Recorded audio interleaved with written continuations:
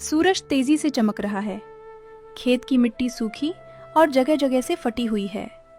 मोहन माथे से पसीना पोंछते हुए अपनी सूखी फसल को देखता है और निराश होकर, हे भगवान, इस बार भी पिछले साल बाढ़ ने सब कुछ बहा दिया था और इस साल इस सूखे ने मेरी पूरी मेहनत बर्बाद कर दी। आखिर मेरी किस्मत मुझसे क्या चाहती है? बच्चों की स्कूल की फीस, घर का राशन, मैं अब क्या करूंगा? मोहन हर साल जी तोड़ मेहनत करता था, लेकिन कभी मौसम तो कभी बाजार की मंदी उसकी उम्मीदों को तोड़ देती थी। श्याम अपने पक्के मकान के बरामदे में आराम कुर्सी पर बैठा है। उसके पास पैसों की एक थैली रखी है जिसे वह बड़े ध्यान से गिन रहा है। तभी मोहन वहां से गुजरता है। अरे मोहन भाई, ओ मोहन, जरा इधर तो आओ। कहाँ भागे जा रहे हो इतना उदास चेहरा लेकर? बस श्याम भाई, खेत से लौट रहा हूं। इस बार भी मेरी फसल बर्बाद हो गई। समझ नहीं आ रहा कि अब घर कैसे चलाऊंगा। अरे बैठो बैठो। तुम भी ना मोहन, आज भी उसी पुरानी ईमानदारी का झंडा उठाए घूम रहे हो। इस जमाने में सिर्फ मेहनत से पेट नहीं भरता, थोड़ा दिमाग भी लगाना पड़ता है। दिमाग? कैसा दिमाग श्याम भाई? मेहनत करने में तो मैंने कभी कोई कमी नहीं छोड़ी। मैंने अमीर बनने का एक ऐसा तरीका ढूंढ लिया है जो कभी फेल नहीं होता। देखो ये चमचमाते नोट, ये सिर्फ 1 महीने की कमाई है। 1 महीने में इतना पैसा? क्या तुमने कोई नई तकनीक सीखी है या फिर कोई नया बीज लगाया है? अरे नहीं मेरे भोले भाई, बीज और खेती के चक्कर छोड़ो। मैं शहर से सस्ते दामों में नकली प्लास्टिक वाले चावल खरीदता हूँ, फिर उन्हें असली बासमती चावल में मिला देता हूँ। आधी लागत और दुगना मुनाफा। बाजार में किसी को पता भी नहीं चलता। तुम भी मेरे साथ जुड़ जाओ, तुम्हारी गरीबी एक झटके में खत्म हो जाएगी। क्या? नकली चावल? श्याम भाई, आप ये क्या कह रहे हैं? अगर ये नकली चावल लोगों के पेट में गए तो वे बीमार पड़ सकते हैं, किसी की जान भी जा सकती है। अरे छोड़ो भी, दुनिया में सब यही कर रहे हैं। अगर अमीर बनना है तो ये सब सोचना छोड़ना होगा। भूखे पेट रहकर कौन सी महानता साबित करोगे? नहीं श्याम भाई, चाहे गरीबी मुझे मार डाले, चाहे मुझे 2 वक्त की रोटी भी ना मिले, लेकिन मैं अपने फायदे के लिए दूसरों की थाली में जहर नहीं परोस सकता। यह पाप है। मुझे ऐसा पैसा बिल्कुल नहीं चाहिए। मोहन तेज कदमों से वहां से चला जाता है। पीछे खड़ा श्याम उसकी बातों पर हंसता रहता है, लेकिन मोहन के चेहरे पर अपने निर्णय को लेकर जरा भी पछतावा नहीं था। घर में एक छोटा सा दिया जल रहा है। रसोई में खाने के नाम पर बहुत कम सामान है। सुनीता थाली में सूखी रोटियां और थोड़ी सी चटनी लेकर आती है। मोहन चुपचाप बैठा किसी गहरी सोच में डूबा हुआ है। क्या हुआ जी? आज आप बहुत परेशान लग रहे हैं। खेत की चिंता है या कोई और बात? सुनीता, आज श्याम ने मुझे अपने घर बुलाया था। उसने मुझे अमीर बनने का एक रास्ता बताया है। कैसा रास्ता? क्या उसने किसी नए काम में मदद करने की बात की है? नहीं, वो नकली चावल को असली चावल में मिलाकर बेचता है। उसने मुझे भी उसी काम में शामिल होने के लिए कहा। उसका कहना था कि इससे हमारे सारे दुख खत्म हो जाएंगे और घर में बहुत पैसा आएगा। फिर आपने क्या कहा? मैंने तो उसे साफ मना कर दिया, लेकिन जब घर की ये हालत देखता हूं, तुम्हारी पुरानी और फटी हुई साड़ी देखता हूं, तब मेरा मन डगमगा जाता है। क्या मैं सारी जिंदगी अपनी किस्मत को ही कोसता रहूंगा? क्या सच में ईमानदारी की कोई कीमत नहीं है? मुझे आप पर गर्व है कि आपने उसे मना कर दिया। सुनिए जी, हम गरीब जरूर हैं, लेकिन बेईमान नहीं हैं। भूखे पेट सो जाना मंजूर है, लेकिन किसी मासूम की जिंदगी से खिलवाड़ करके कमाया हुआ पैसा नहीं। किसी को धोखा देकर कमाया गया धन कभी सुख नहीं देता। वो पैसा अपने साथ सिर्फ बद्दुआएं लेकर आता है। तुम बिल्कुल सही कह रही हो सुनीता। आज तुमने मेरा हौसला फिर से बढ़ा दिया। अब मुझे अपने फैसले पर जरा भी पछतावा नहीं है। सुनीता की बातों ने मोहन के डगमगाते मन को फिर से मजबूत कर दिया। गरीबी अब भी उनके घर में थी, लेकिन उनके ईमान और आत्मसम्मान की रोशनी उस छोटे से दिए से कहीं ज्यादा चमक रही थी। मोहन अपने खेत की ओर जा रहा है। रास्ते में एक विशाल बरगद के पेड़ के नीचे एक दिव्य साधु बाबा बैठे हैं। बाबा बेहद थके हुए और प्यासे दिखाई दे रहे हैं। बेटा, ओ बेटा, जरा इधर आना। प्रणाम बाबा। कहिए, क्या आज्ञा है? आप बहुत थके हुए लग रहे हैं। बेटा, मैं कल रात से भूखा और प्यासा हूँ। क्या मुझे थोड़ा पानी और कुछ खाने को मिल सकता है? बाबा, बिल्कुल। मेरे पास इस लोटे में पानी है। आप पहले पानी पीजिए। और खाने के लिए मेरी पत्नी ने मुझे 2 सूखी रोटियां दी थी। कृपया आप इन्हें ग्रहण कीजिए।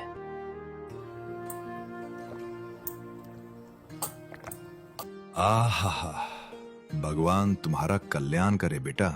लेकिन तुम्हारी आंखों में बड़ी उदासी दिखाई दे रही है। क्या बात है? बाबा, मैं एक किसान हूं। मैं पूरी मेहनत करता हूं, लेकिन हर साल मेरी फसल किसी न किसी कारण से बर्बाद हो जाती है। समझ नहीं आता कि ये मेरी परीक्षा है या मेरी बुरी किस्मत। बेटा, किस्मत तो समय के साथ बदलती रहती है, लेकिन इंसान का धर्म और ईमान नहीं बदलना चाहिए। मैंने सुना है कि इस गांव में कुछ लोग जल्दी अमीर बनने के लिए गलत रास्ते चुन रहे हैं। क्या तुम्हारे मन में कभी ऐसा विचार नहीं आया? बाबा, मैं आपसे झूठ नहीं बोलूंगा। कल ही मुझे ऐसा मौका मिला था जहां मैं बहुत सारा पैसा कमा सकता था, लेकिन वो रास्ता बेईमानी का था। इसलिए मैंने उसे ठुकरा दिया। क्यों ठुकरा दिया? आज के समय में पैसा ही तो सबसे बड़ा सहारा माना जाता है। जाओ, उसी रास्ते पर आगे बढ़ो, अपनी गरीबी दूर करो। नहीं बाबा, मेरी पत्नी और मेरे विचार एक जैसे हैं। हम भूखे रह सकते हैं, लेकिन किसी को धोखा नहीं दे सकते। अच्छा, क्या तुम्हारी पत्नी भी सचमुच यही सोचती है? जाओ, पहले अपनी पत्नी सुनीता की राय लेकर आओ। अगर वो इस बेईमानी के धन के लिए मान जाए तो तुम भी वही करना। बाबा, मुझे अपनी पत्नी पर पूरा भरोसा है। फिर भी आपकी संतुष्टि के लिए मैं अभी जाकर उससे पूछ कर आता हूँ। मोहन बिना एक पल गवाए अपने घर की ओर चल पड़ा। उसे अपनी पत्नी के उत्तर पर पूरा विश्वास था, लेकिन उसे यह नहीं पता था कि साधु बाबा उसकी ईमानदारी और उसके परिवार के संस्कारों की एक महत्वपूर्ण परीक्षा ले रहे थे। मोहन तेजी से दौड़ता हुआ घर पहुंचता है। सुनीता, ओ सुनीता, जल्दी इधर आओ। सुनीता आंगन में झाड़ू लगा रही है। अचानक मोहन की घबराई हुई आवाज सुनकर वो उसकी ओर मुड़ती है। क्या हुआ जी? आप इतनी दोपहर में दौड़ते हुए क्यों आए हैं? सब ठीक तो है ना? सुनीता, रास्ते में मुझे एक सिद्ध साधु बाबा मिले। मैंने उन्हें अपनी गरीबी और श्याम के उस नकली चावल वाले काम के बारे में सब कुछ बता दिया। तब बाबा ने कहा कि अगर तुम तैयार हो तो मैं भी श्याम के साथ मिलकर वही काम शुरू कर दूं और अमीर बन जाऊं। बताओ सुनीता, तुम्हारी क्या राय है? ये आप कैसी बातें कर रहे हैं? क्या कोई साधु बाबा भी ऐसी सलाह दे सकता है? मेरा जवाब कल भी यही था और आज भी यही है। मुझे ऐसे महलों का सुख नहीं चाहिए जो दूसरों के आंसुओं पर खड़ा हो। हम मेहनत करेंगे और जो भी रूखा सूखा मिलेगा उसी में संतोष करेंगे, लेकिन किसी को धोखा देकर कमाया हुआ धन कभी स्वीकार नहीं करेंगे। आप बाबा से कह दीजिए कि हमें अपनी ईमानदारी प्यारी है, दौलत नहीं। मुझे तुमसे बिल्कुल इसी जवाब की उम्मीद थी सुनीता। आज फिर तुमने साबित कर दिया कि सच्चाई और ईमानदारी ही हमारी सबसे बड़ी दौलत है। चलो, मेरे साथ बाबा के पास चलो। सुनीता बिना किसी हिचकिचाहट के मोहन के साथ चलने को तैयार हो गई। दोनों के मन में अपनी ईमानदारी को लेकर पूरा विश्वास था। उन्हें जरा भी अंदाजा नहीं था कि साधु बाबा उनकी सच्चाई की अंतिम परीक्षा लेने वाले थे। मोहन और सुनीता दोनों साधु बाबा के पास पहुंचते हैं और श्रद्धापूर्वक उनके चरणों में प्रणाम करते हैं। बाबा, मैं अपनी पत्नी सुनीता को अपने साथ लेकर आया हूं। इसका भी यही कहना है कि हमें किसी को धोखा देकर पैसा कमाना स्वीकार नहीं है। हाँ बाबा, हमारी गरीबी हमारी मजबूरी बन सकती है, लेकिन हमारी कमजोरी या बेईमानी नहीं। बहुत बढ़िया, बहुत बढ़िया। मैं तुम दोनों की ईमानदारी और चरित्र की परीक्षा ले रहा था। आज के समय में जहां लोग थोड़े से पैसों के लिए अपना जमीर बेच देते हैं, वहां तुम दोनों अपनी सच्चाई और सिद्धांतों पर अडिग रहे। मैं तुम्हारे विचारों और संस्कारों से अत्यंत प्रसन्न हूं। बाबा, आपकी प्रसन्नता ही हमारे लिए सबसे बड़ा आशीर्वाद है। ये लो बेटा, ये कोई साधारण पोटली नहीं है। इसमें मेरी साधना और धरती माता की कृपा से पवित्र हुई मिट्टी है। जाओ और इस मिट्टी को अपने सूखे खेत में बिखेर दो। तुम्हारी ईमानदारी का फल तुम्हें अवश्य मिलेगा। आपका बहुत बहुत धन्यवाद बाबा। हम आपकी आज्ञा का पालन अवश्य करेंगे। मोहन और सुनीता सिर झुकाकर साधु बाबा का आशीर्वाद लेते हैं, लेकिन जैसे ही वे अपनी आंखें खोलते हैं, उनके सामने का दृश्य देखकर स्तब्ध रह जाते हैं। साधु बाबा वहां कहीं दिखाई नहीं देते। अरे, बाबा कहाँ गए? अभी तो यही बैठे थे। वो कोई साधारण साधु नहीं थे जी। मुझे तो लगता है कि वे स्वयं भगवान के रूप में हमारी परीक्षा लेने आए थे। चलिए, देर मत कीजिए, जल्दी से ये पवित्र मिट्टी खेत में डालते हैं। दोनों के मन में अब आशा की एक नई किरण जाग चुकी थी। साधु बाबा के रहस्यमय आशीर्वाद ने उनके दिल में विश्वास भर दिया था और वे तेजी से अपने खेत की ओर बढ़ने लगे। उनके हाथ में साधु बाबा द्वारा दी गई पवित्र मिट्टी की पोटली है। खेत अब भी सूखा और बंजर पड़ा है।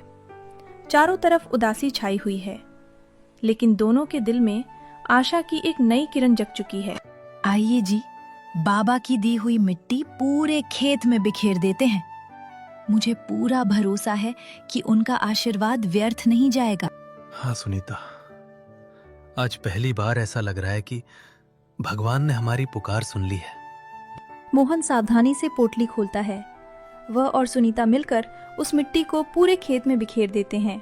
हे प्रभु, अगर हमने जीवन भर ईमानदारी और मेहनत का साथ दिया है तो हमारी लाज रख लेना। हे धरती माँ, हमारे परिश्रम को सफल बनाइए और हमें सही रास्ते पर चलने की शक्ति दीजिए। प्रार्थना करने के बाद दोनों घर लौट जाते हैं। रात होते होते आसमान में काले बादल छा जाते हैं। ठंडी हवाएं चलने लगती हैं।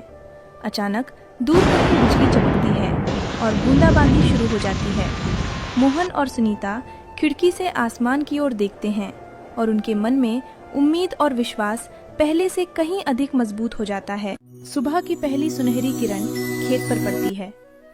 जो खेत कल तक सूखा और बंजर दिखाई देता था, आज वही हरे भरे पौधों और लहलहाती फसलों से भर चुका है। धान की बालियां सोने की तरह चमक रही हैं। मोहन और सुनीता खेत के किनारे खड़े होकर आश्चर्य से यह अद्भुत दृश्य देख रहे हैं। सुनीता, ये देखो, ये तो किसी चमत्कार से कम नहीं है। मेरी पूरी फसल फिर से जीवित हो गई है। इतनी शानदार फसल तो पूरे आनंदपुर गांव में आज तक किसी की नहीं हुई। प्रभु की महिमा अपार है। बाबा का आशीर्वाद सच हो गया जी। ये आपकी ईमानदारी, मेहनत और सच्चाई की जीत है। ये कैसे हो सकता है? मोहन, कल तक तो तुम्हारा खेत बिल्कुल सूखा पड़ा था और आज इतनी शानदार फसल। आखिर तुमने ऐसा कौन सा चमत्कार कर दिया? ये कोई चमत्कार या जादू नहीं है श्याम भाई। ये ईमानदारी और अच्छे कर्मों की ताकत है। तुमने जल्दी अमीर बनने के लिए गलत रास्ता चुना, लेकिन मैंने और सुनीता ने भूखे रहना स्वीकार किया, पर धर्म और सच्चाई का रास्ता नहीं छोड़ा। शायद भगवान ने हमारी पुकार सुन ली। मुझे माफ कर दो मोहन भाई। पैसों के लालच ने मुझे अंधा कर दिया था। मैंने ये सोचे बिना गलत काम किया कि उससे कितने लोगों को नुकसान पहुंच सकता है। आज मुझे समझ आ गया है कि गलत रास्ते का अंत कभी अच्छा नहीं होता। मैं आज ही नकली चावल का धंधा हमेशा के लिए बंद कर दूंगा और अब से तुम्हारी तरह मेहनत और ईमानदारी की कमाई ही खाऊंगा। श्याम भाई, जो व्यक्ति अपनी गलती स्वीकार कर लेता है वो आधा सुधार तो उसी समय कर लेता है। सुबह का भूला अगर शाम को घर लौटा है तो उसे भूला नहीं कहते। आओ अब हम सब मिलकर धरती माँ की सेवा करें और मेहनत से अपना भविष्य बनाएं। मोहन, सुनीता और श्याम मुस्कुराते हुए उस लहलहाती फसल को देखते हैं। उगते सूरज की किरणें पूरे खेत को सुनहरे रंग में रंग देती हैं। हवा के साथ झूमती फसलें मानो ईमानदारी की जीत का गीत गा रही हों।